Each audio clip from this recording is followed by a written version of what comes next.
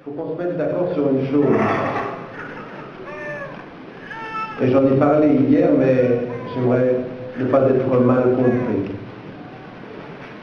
Que nous soyons émotivement ou émotionnellement atteints par ce qui est en train de se passer, ça veut dire que notre cœur est avec l'opprimé. Ce qui est le plus important, c'est que nous transformions cette émotion en action. Et si nous sommes ici aujourd'hui, c'est pour faire passer notre réflexion de l'émotion du cœur à la stratégie de l'intelligence, ou à l'intelligence de la stratégie. Mais c'est deux choses. L'intelligence en temps de guerre, c'est une stratégie. Et il faut avoir l'intelligence de la stratégie. C'est une cause, c'est un combat. Le meilleur soutien aux Palestiniens, c'est de s'informer en permanence et de dénoncer. Quand on n'a pas la mémoire des faits, on laisse la porte ouverte aux mensonges sur les faits. La manipulation dans l'instant médiatique de faits historiques. Parce que ce n'est pas vrai que la stratégie israélienne n'a été planifiée qu'après la première roquette qui est tombée à la République que de transformer un fait en prétexte et de vous faire penser que le prétexte est la cause. Et vous achetez ça. En français, on dit you buy, c'est-à-dire vous l'achetez pour un fait. À l'instant, un message qui vient de Paris. Rien qu'à Paris, cet après-midi, 100 000 personnes se sont réunies. 100 000. La Belgique se réveille. Voilà, c'est ça. La Belgique, c'est doucement, doucement.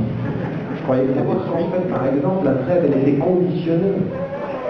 Elle était conditionnée par le lever du blocus, mais également une intervention caractérisée, attendue de l'Égypte, qui ouvre ses frontières et qui n'a jamais fait. L'Égypte, dans cette affaire, a été un allié objectif de la politique israélienne.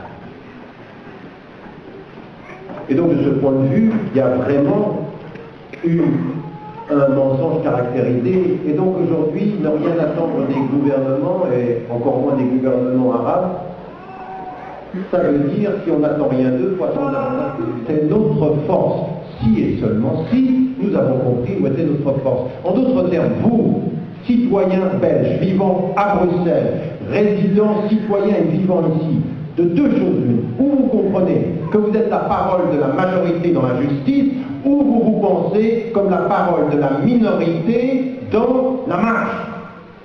C'est votre choix. Si vous avez pensé que vous étiez dans la marche, c'est que ceux qui font le texte ont gagné. Si vous dites que nous sommes le texte et nous mettrons dans la marge les menteurs, les hypocrites, alors c'est vous qui gagnez. Il faut savoir où vous êtes sur la page, dans le texte de l'histoire ou dans la marge des marginaux. Mais ça, on peut le décider pour vous. On vous met tellement la pression, vous vous isolez, vous vous enfermez, vous avez peur. Et la grande victoire, c'est pas le terrain de la guerre des armes, c'est le terrain de la guerre psychologique. Vous faire avoir peur, vous faire avoir une crise d'identité. Je ne sais plus très bien qui je suis, comme je ne sais plus très bien qui je suis, je ne sais plus très bien avec qui je vis, et comme je ne sais plus avec qui je vis et qui je suis, ben je me tais.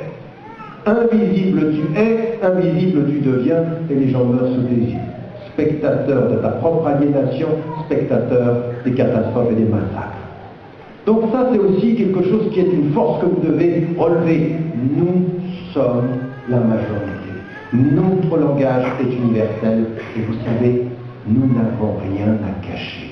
Nous n'avons pas d'agenda secret, de prise de pouvoir, parce que notre but, c'est pas le pouvoir, c'est la justice, et plus que la justice, c'est la paix et le pardon. C'est même plus que ça. Vous savez, ne l'oubliez jamais. N'oubliez jamais le symbole de notre référence religieuse, mais dans laquelle tous les êtres humains se reconnaîtront, tous les êtres de cœur et de conscience se reconnaîtront. Quand vous êtes dans l'oppression, vous vous levez et vous marchez droit, comme le prophète est sorti de la Mecque oppressé et opprimé, il sort droit, et quand il revient vainqueur, il se prosterne sur son cheval, en disant j'ai vaincu par une force qui était plus forte que la mienne, vous êtes libre. Il revient gagnant, prosterné, il leur dit vous êtes libre. Et la première chose qu'il fait, c'est qu'il va briser les idoles de l'aliénation des consciences. Il les libère deux fois, du joug, du pouvoir et des illusions, des idoles, l'argent. Tout ça, ce sont les idoles de l'époque contemporaine. Il les libère deux fois.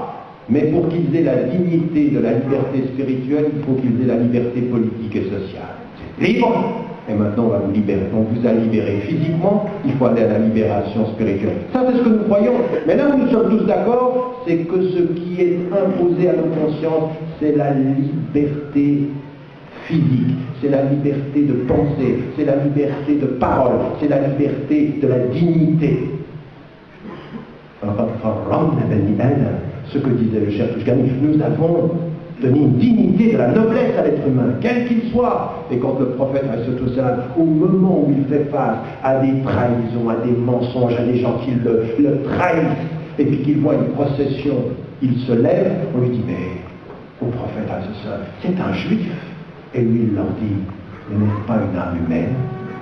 Vous seriez oublié au nom de l'opposition à l'injustice que vous devez vous lever pour la dignité de l'homme, même s'il est juif, même si lui, juif, partage avec certains de vos ennemis la religion, il est un être humain et on défend la dignité de l'être humain et on ne confond pas l'être humain avec l'injustice de certains.